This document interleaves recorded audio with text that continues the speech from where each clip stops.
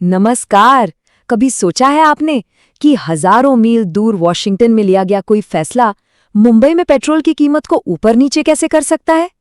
आज हम अमेरिकी डॉलर और भारतीय अर्थव्यवस्था के इसी अनोखे और गहरे रिश्ते की परतें खोलेंगे। तो चलिए इसी सवाल से शुरू करते हैं, है ना? क्योंकि ये सिर्फ कोई किताबी सवाल नहीं है, ये सीधे सीधे हमारी जेब और हमारी रोजमर्रा की जिंदगी से जुड़ा हुआ है। इस पूरे कनेक्शन को अच्छी तरह समझने के लिए हम इन 5 हिस्सों पर एक एक करके बात करेंगे। ये हमारा रोड मैप है, तो चलिए सफर शुरू करते हैं। ठीक है, तो सबसे पहले ये समझते हैं कि आखिर अमेरिकी डॉलर में ऐसा क्या खास है, ये दुनिया की अर्थव्यवस्था में इतनी अहम जगह क्यों रखता है। देखिए, डॉलर की ताकत का सबसे बड़ा राज ये है कि वो दुनिया की ग्लोबल रिजर्व करेंसी है। अब इसका मतलब क्या है? सीधी भाषा में कहें तो जब देशों को आपस में तेल, सोना या कुछ भी खरीदना बेचना होता है तो ज्यादातर पेमेंट डॉलर में ही होता है।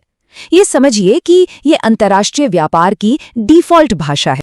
और इसका दबदबा कितना है ये आंकड़े साफ साफ बताते हैं। सोचिए जरा, दुनिया भर के सेंट्रल बैंकों के पास जो विदेशी मुद्रा का भंडार है उसमें से लगभग 60% सिर्फ डॉलर है, और तो और 90% से ज्यादा विदेशी मुद्रा की खरीद बिक्री भी डॉलर में ही होती है। मतलब ग्लोबल फाइनेंस का पूरा खेल डॉलर के मैदान पर ही खेला जाता है। अच्छा, इस पूरी बातचीत में हम बार बार डॉलर इंडेक्स या DXY का जिक्र सुनेंगे। तो ये क्या है?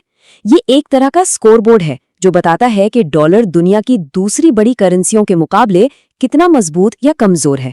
जब DXY ऊपर जाता है मतलब डॉलर ताकतवर हो रहा है। अब आगे बढ़ते हैं और देखते हैं कि इस डॉलर की डोर असल में किसके हाथ में है। ये है अमेरिका का सेंट्रल बैंक, जिसे हम फेडरल रिजर्व या शॉर्ट में फेड कहते हैं। अब देखिए, फेड का एक फैसला कैसे पूरी दुनिया में एक चेन रिएक्शन शुरू कर देता है। मान लीजिए फेड ने ब्याज दरें बढ़ा दी। इसका मतलब अमेरिका में पैसा लगाने पर अब ज्यादा फायदा मिलेगा। तो दुनिया भर के बड़े बड़े निवेशक क्या करते हैं? वो भारत जैसे देशों से अपना पैसा निकालकर अमेरिका में लगा देते हैं। इससे डॉलर की डिमांड अचानक बढ़ जाती है और वो मजबूत हो जाता है। इसका असर कितना बड़ा होता है, इसका अंदाजा आप इस आंकड़े से लगाइए। 2022-23 में जब फेड ने ब्याज दरें बढ़ाई तो अकेले भारतीय शेयर बाजार से 1.2 लाख करोड़ रुपए से भी ज्यादा का विदेशी निवेश बाहर चला गया। बहुत बड़ी रकम है ये। तो जब अमेरिका से उठी ये डॉलर की लहर भारत पहुंचती है तो इसका सबसे पहला और सबसे साफ असर हमारी अपनी करेंसी यानी रुपए पर पड़ता है। ये टाइमलाइन रुपये के सफर की पूरी कहानी कहती है। सोचिए, 1947 में $1 के लिए 1 रुपया काफी था, और आज हमें $1 खरीदने के लिए 83 रुपये से भी ज्यादा खर्च करने पड़ते हैं। समय के साथ रुपए की कीमत में ये गिरावट भारतीय अर्थव्यवस्था का एक अहम पहलू रही है। ये चार्ट पिछले 20 सालों को और करीब से दिखाता है। आप देख सकते हैं कि 2008 के ग्लोबल संकट और 2013 के टेपर टैंट्रम के बाद रुपए में कितनी तेजी से गिरावट आई। अब ये टेपर टैंट्रम क्या था? ये वो दौर था जब अमेरिकी फेड ने अचानक ये संकेत दिए कि वो बाजार में पैसा डालना बंद कर सकता है, जिससे निवेशकों में एक तरह की भगदड़ मच गई थी। तो कमजोर रुपए का मतलब सिर्फ एक नंबर का बदलना नहीं है, इसका सीधा असर हमारी जिंदगी पर होता है। बाहर से आने वाला सामान जैसे पेट्रोल, मोबाइल फोन, सब कुछ महंगा हो जाता है, और जब ये सब महंगा होता है तो देश में महंगाई बढ़ने का खतरा भी बढ़ जाता है। लेकिन रुकिए, गिरता हुआ रुपया हर किसी के लिए बुरी खबर नहीं होता। चलिए अब ये समझते हैं कि भारतीय बाजार में इससे किसको फायदा होता है और किसको नुकसान। इसे एक सिक्के के 2 पहलुओं की तरह समझिए।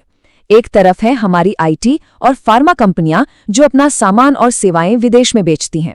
उनकी कमाई डॉलर में होती है, तो जब रुपया कमजोर होता है तो उनके डॉलर ज्यादा रुपए में बदलते हैं, मतलब उन्हें फायदा होता है। वहीं दूसरी तरफ है वो कंपनियां जो बाहर से कच्चा माल मंगाती हैं, उन्हें ज्यादा पैसे चुकाने पड़ते हैं।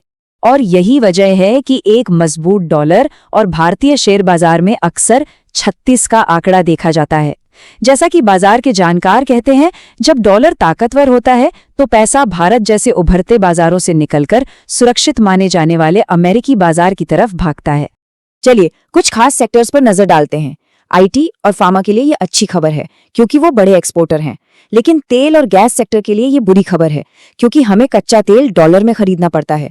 इसी तरह ऑटो सेक्टर को भी नुकसान होता है क्योंकि गाड़ियों के कई पार्ट्स बाहर से आते हैं। तो चलिए अब इन सभी बड़ी बड़ी आर्थिक बातों को समेट कर ये देखते हैं कि आखिर इसका और हमारा सीधा कनेक्शन क्या है, हमारी रोजमर्रा की जिंदगी पर इसका क्या असर पड़ता है। तो कुल मिलाकर कहानी ये है कि डॉलर की चाल हमारे निवेश पर असर डाल सकती है। ये पेट्रोल से लेकर विदेश में पढ़ाई तक हमारे घर के बजट को बिगाड़ सकती है। और सबसे बड़ी बात ये हमें याद दिलाती है कि आज की जुड़ी हुई दुनिया में वॉशिंगटन की हलचल का असर दिल्ली और मुंबई में बैठे हम सब पर पड़ता है।